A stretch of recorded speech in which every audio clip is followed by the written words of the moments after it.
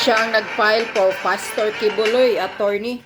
Kibuloy is running for Senator of the Republic of the Philippines. Yes.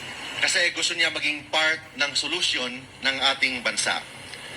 Ang focus po niya, bakit siya tumakbo? Dahil sa Diyos at sa Pilipinas nating mahal. It means yung focus ng kanyang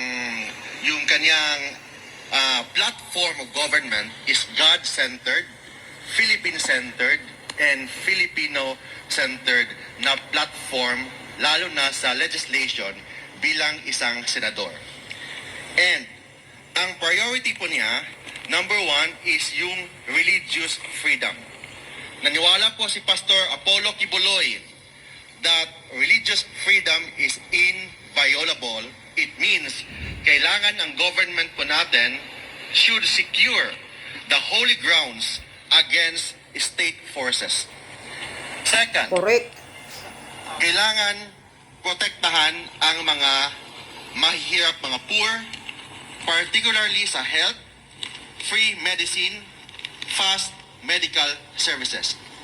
Pastor Kibuloy will be the senator sa mga mahihirap, senator sa mga ordinaryong mga Pilipino, senador sa mga manggagawa. Madaling lapitan, willing makinig sa lahat ng problema ng taong bayan. Yes, correct. And Tama third, talaga yan. He will focus on education. He wants a massive quality education and zero corruption. Makita naman natin, exhibit number 1 is the KOJC. Kung ano po yung ginawa ni Pastor Kibuloy sa KOJC, yung kingdom, yung sa Tamayong, and sa lahat sa buong mundo, yun ang gagawin po niya sa buong Pilipinas bilang isang senador.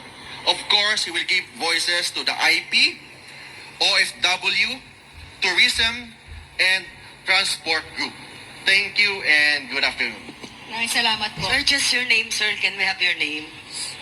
Attorney Mark Tolentino.